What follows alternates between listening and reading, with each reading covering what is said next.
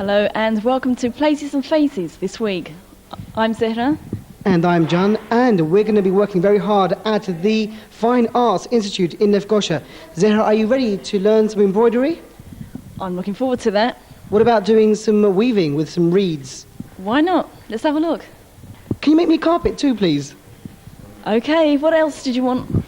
Well, I'll send you off now, and now I'll find out more about the Fine Arts Institute. Welcome to another edition of Places and Faces.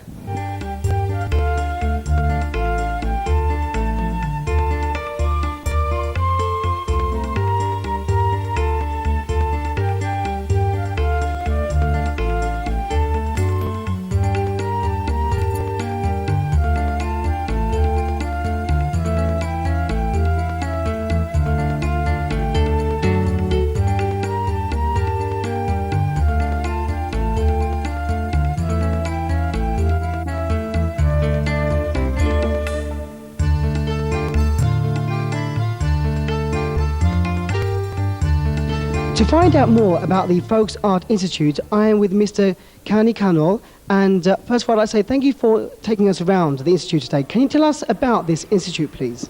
Yes, of course. Thank you very much. First of all, I have to explain the structure of this institute.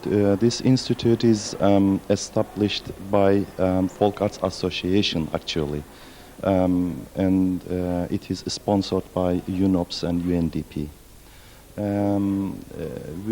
The objectives of this institute is mainly to revive, develop the fast disappearing folk arts in Cyprus.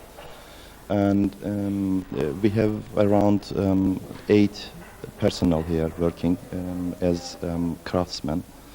And it's been about a year now that implemented this project.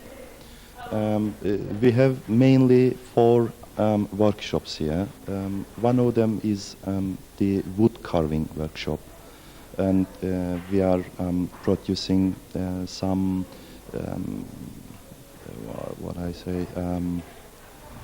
carvings of chests. Chest here, and the other one is straw trays making workshop, and the other one is Karpaz weaving workshop. As you know, Karpaz is one of our region, and it's very famous. The cloth that we are weaving here is very colorful, and it's very famous. And the last one is the authentic costume making workshop. So this is all. Now, we're in the center of Lefgara, behind the Sele Mosque. That's where you are located. And as you said, you have 4 different workshops. Are the people who are working in the workshops professionals in their own area? I mean, how did you find the staff to work here? Yes, they are professionals, actually. We found them mainly in the villages. But we do have some apprentices working with them.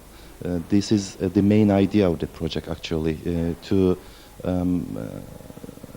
let them learn this crafts, these apprentices. And also we have some courses here. We develop some courses, and we are asking people to come here and to learn these crafts because they are disappearing. We know that.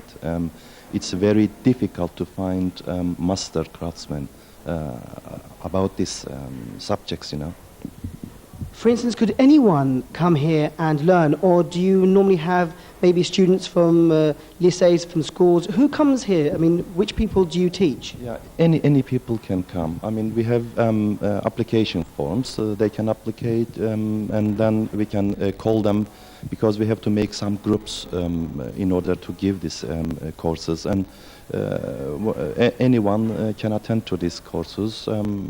It's not expensive also, I can say that. That's around 20 million Turkish liras per month. So anyone can attend. How many times a month will they meet, and what times would you have the courses on? It depends, actually. We do have courses on Saturdays. We do have courses on during the weekends and weekdays. So it depends. I mean, if, for example, 7 or 6 people come together and come and say us, we want to have these courses at this time, we are ready to give them that course. How much do you support? How much support do you get from outside? I mean, like for instance, some of the weaving and the straw making and things like that. They are famous in villages. Do you actually get villagers to support you as well? I know that Serdal or other villages in the Tiara Sea are famous for specific handicrafts. Yes, of course, we have contacts with them, and we are buying some of their products also, because as you know, this is an exhibition and sales part of the institute, and because we are situated near the Selimiye Mosque, a lot of tourists are coming and visiting us. So this is a kind of a marketing situation also here. So we ask them, and we want them to produce for us especially. But of course the quality is very important to us. We don't want to have unquality products here, you know. So mainly we ask them if they can produce quality products, and we can buy them. We can buy and sell them here. So in a way, it's a good relationship because you also help them because you buy their products and they help you because they help you teach what's going on as well. Really. Yeah, that's it. And it's very good for us. I mean. Because actually the Folk Arts Association established in 1977, and from that time we work very hard about these things. You know, we really like these crafts and handicrafts and everything, and we make many researches about this, and we see that. The main problem here is the marketing problem, so and also coordinating problem. And when we find the chance to prepare a project for UNOPS, you know, because we are a non-profit organization, NGO actually, they like this project and they support this project. So now we have some money to work on this business actually. So we have good contacts with the villagers also, and we have a lot of master craftsmen that are coming here and giving some courses also. So this kind of relation, we believe that it gives life to this disappearing crafts. You know, it comes alive now, I believe. So it does come alive in this institute. It's very beautiful. Everything is very well set out and designed for everyone's enjoyment and pleasure. It is a shame that the arts are dying out. Do you think that it will continue? I mean, we're now in a new millennium. It's 2002, and you know, all these old traditional crafts are dying out, and you're trying to preserve it. Do you think that you are capable of at least getting some people interested in keeping these arts going? Yeah, I think so. What we see. If you prepare and if you produce good quality products, the local people and also the tourists are very interested in these products. I mean, it will not die. So the main idea is really to put them into sovereign forms, you know, small miniature parts, so that the tourists can buy and can take them abroad with them, you know, to their countries, and also for the local people, when they go abroad, you know, they want to take some presents with them, but it's difficult to find something produced in Cyprus. So this kind of products mainly is serving for this purpose, and we believe that as we develop more products, traditional, but as I said, small, miniature, you know, we shall continue on this. We see that we are very happy about our marketing now. I mean, selling, everything is okay. It's good that this is one of the best places that you can find all the crafts together in one place and find authentic souvenirs that are typical of northern Cyprus and the Cyprus of Ireland in general. You said that you get visitors from abroad, you know, the tourists who come here, because you are in the center of Lefgosha, a very touristic place. Has the interest from the tourists been good for you in the past year that you've been open?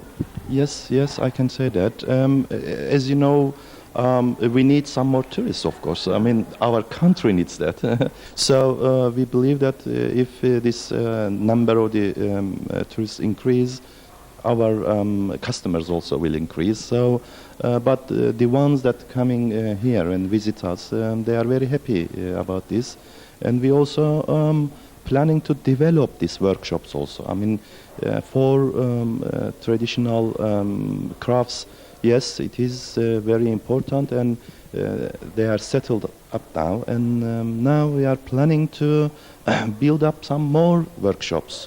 So. The products coming from those again, those workshops will serve because we have to develop and we have to increase the number of the products. That's very important. So we are trying on that. And I am sure that anyone who is watching now and who would like to come down here, maybe you could give them a try on the weaving and making carpets, or even having a go at making a nice chest of drawers or something. I mean, could anyone come here and maybe try some things out, get a bit of a lesson? Yes, that's another part of it. I mean, we shall be very grateful. We shall be very happy about that, because anyone can come and try. They can sit to the traditional looms, and they can work, and our people here, our personnel, can help them to see what it is, how it is, and how it is worked. So anyone, welcome to our institute. As you said before, this place is a non-profit making organisation, and what happens to the money that you raise from the sales of your products here at the shop? It will of course goes to the institute again. I mean, we have to develop our workshops, and so we shall use it to develop these folk crafts workshops. And also, yes, goes back to this thing. And also, as I told you, because it is the main umbrella is the Folk Arts Association, which is now working as foundation, Folk Arts Foundation. So it turns to a foundation now. So as you know, the foundations, the money, it's a non-profit organizations, of course, the foundations, and it goes again to that, to develop the structure of the foundation and the institute, and of course, to prepare some more projects, depending on, again, this folk subjects, folk arts subjects. That's the main idea. In your opinion, what is the most popular craft in this building? I mean, what gets the most attention from the people who walk into this building? I can say, I mean, everything is very important for them. I mean, it depends to the people what it needs, you know, what they need mainly. So I can say all the products are very interesting to them.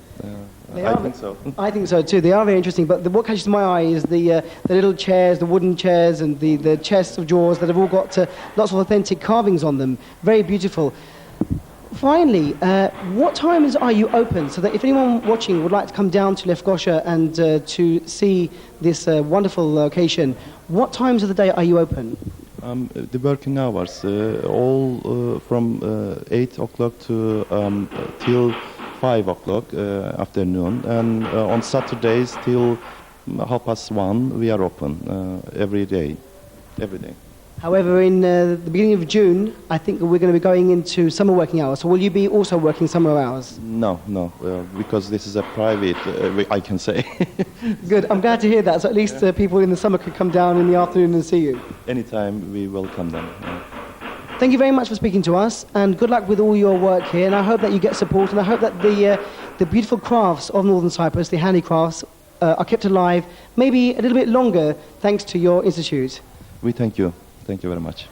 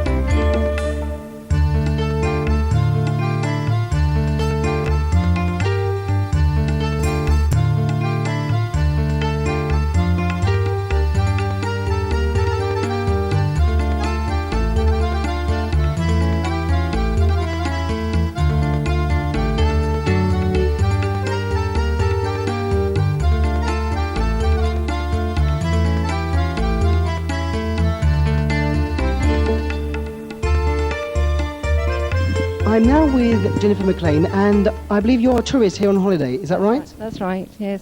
And From you're Scotland. from Scotland. I can tell by the accent. Is this your first time to Northern Cyprus? Yes, it is. It's the first time you can fly to Northern Cyprus from Scotland this last 4 or 5 weeks. Yes, and new things have been introduced, and the flights are now from Scotland as well, which is good for us. Excellent. Now, where are you actually staying? In the Kyrenia? In Kyrenia. And today you're in the capital, Lefgosha, and you're wandering around. This is your first trip to Lefgosha. Yes, it is. And it's been very interesting. What have you seen so far? Well, we've been in the mosque, and we didn't realise the covered market was now closed, and we've just been wandering around the general historical sites with the help of my guidebook. And the people have been very helpful. You know, we've stopped and asked questions, and they've been very friendly. And you've even been to Turkish baths. Not that you had a Turkish bath, but No, you've but I'm feeling as if I've had one. it's a very hot, humid day today as well. But it was very interesting. The fact that it's very old, and we missed the nail in the wall. I'm sorry I didn't see that. I forgot to ask to see it. Now, currently you're in the Folk Arts Institute. How did you find out about this? Is it in the guidebook? I don't think it is it really? Stumbled across it. You stumbled across it. Well, it's actually a new place, so that's why it's probably not so well known. It's only been open about a year. So far, you've been looking around. What have you thought about this place? It's colourful and it's interesting, and it's nice to know that the traditions are being upkept. Have you actually, I mean, before you came to Northern Cyprus, had you heard anything about this island and about traditions? Yes, and know that it has a very long, colourful history, and that's what makes it very interesting for outsiders, you know. Definitely lots of different civilizations came and left their mark here, so lots of different things. Exactly, you know, hundreds and in fact thousands of years of it, and if you're prepared to take the time to read about it, it's interesting. Well, thank you for talking to us. Have a great trip, what's left of it. You're very welcome. And enjoy looking around the Folk Arts Institute. Thank you very much.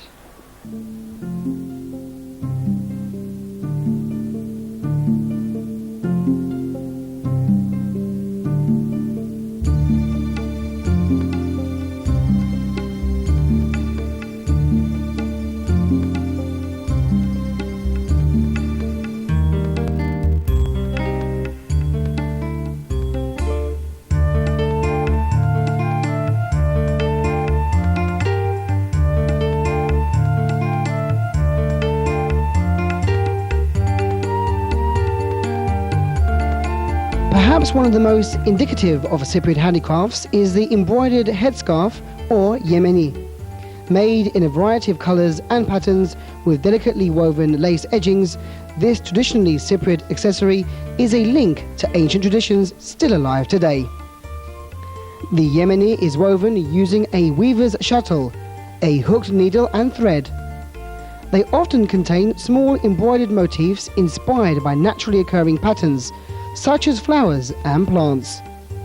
The colours used are similarly in keeping with the natural theme.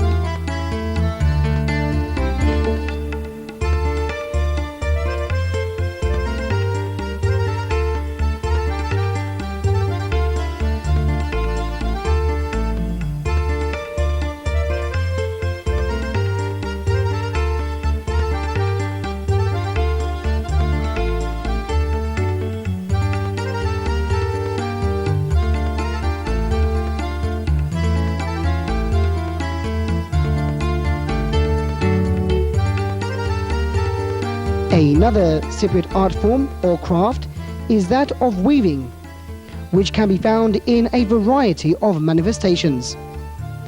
The most commonly used materials are barley and wheat stalks, reeds, palm leaves and bamboo canes.